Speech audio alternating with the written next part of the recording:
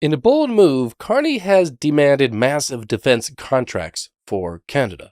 But Trump says, no. Now Canada's military could be facing a collapse, and it's all unfolding before our eyes.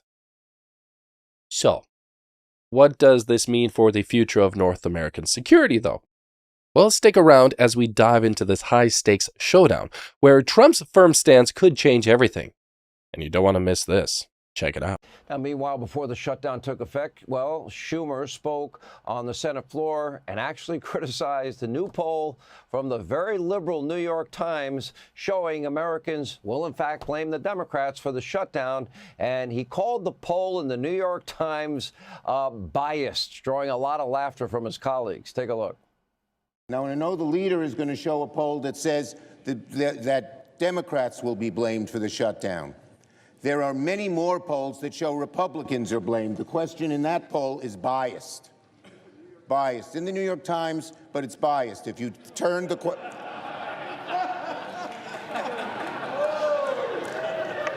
That's true. I don't always believe the New York Times. You can be sure of that. And joining us now is Senate Majority Leader John Thune is with us. Senator, I guess you probably didn't know that the New York Times was biased in favor of conservatives. I had no idea. Yeah, that was a real revelation, wasn't it, Sean? Yeah, pretty shocking. Yeah. Pretty shocking. You know, when we keep playing all of these montages of Chuck Schumer and every Democrat and the dangers of a shutdown and all the people that will be suffering, this is the Schumer shutdown. He's doing it. And what's fascinating is as you go back throughout his career, as we have been playing, you hear a guy consistently saying he would never shut the government down. Now, I believe it's for purely blind political ambition that he's doing this. But once you back yourself into a corner, how does he get out of it? Yeah, and I think there are a lot of rank and file Democrats, Sean, who are regretting letting Schumer walk them down into this rat hole. He's trying to go through these contortions to justify what he's doing when you got all those statements out there, as you point out, from the past where he talks about you can't take the federal government hostage to do all these other things. I mean, these statements that he's made in the past are pretty revealing about, what he's doing right now and how he's completely sold out and held hostage by the far left. I mean, the reporting on this has been pretty clear. He's coordinating this entire strategy with lefty organizations like MoveOn.org. And so they've got him boxed in here, and he doesn't really have a way out. But I think his members, I think a lot of these rank and file Democrats are looking for an off-ramp. And so I'm hoping at some point they'll come to their senses and join us in voting to reopen the government. They shouldn't have gotten themselves in this place in the first place. Let's look at, I want to deal with one issue because there's been some ambiguity, but the reality is Ro Khanna has admitted it, Maxine Waters has admitted it, even the fake news CNN fact checkers have admitted monies that they are requesting. They are now demanding $1.5 trillion for a 7-week period of time. Correct me if I'm wrong, but some of those monies will be steered towards health care that will be given to illegal immigrants. True or false? Yeah, and they're trying to run away from it, but they can't run away from it. I mean, there's too much out there.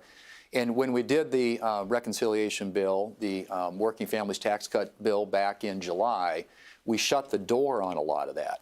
What they are doing is repealing all that work. So they are now opening the door again to allowing non-citizens, allowing people that Joe Biden admitted into this country illegally to be eligible for free health care.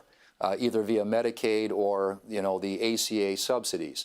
So they're trying to run away from it. They're trying to deny it, but it's just a fact. And honestly, that is an issue I think that really resonates with a lot of Americans out there. The $1.5 trillion in spending does too, don't get me wrong.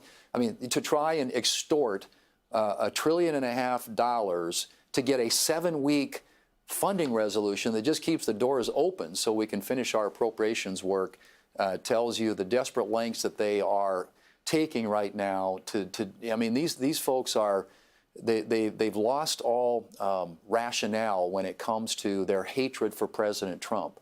They can't see straight, they're blinded by it, and they're willing to do what used to be, in their minds, I think, really pretty crazy and stupid things. But that's the world we're now living in.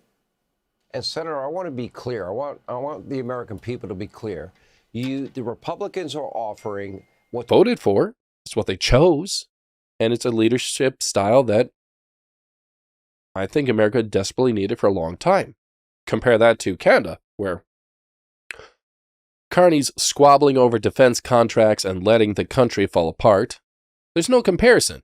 He's off gallivanting with World Economic Forum people, Davos people, trying to diversify. I think to whatever his intentions and motivations for doing it, he is trying to diversify and get other deals for Canada. But you can't just overnight change things. And how he's going about it, I disagree with it strongly. I think he is trying to add, some diversification to Canada's economic portfolio, but it's not turning out well. Canada is collapsing. It's got falling apart infrastructure. Its economy is in no position to be making demands. But Trump, he's not just securing American interests, he's offering Canada a way out. He's extending a hand saying, join us, become a part of the strongest military force in the world, and get protection for free. That is a very good deal. It makes sense. Carney keeps rejecting it. Why? Pride? Regardless of, I know I bash Carney pretty regularly here. I think fairly, in that, I think he deserves to be heavily criticized for how he's been handling things. He is the leader of a country, and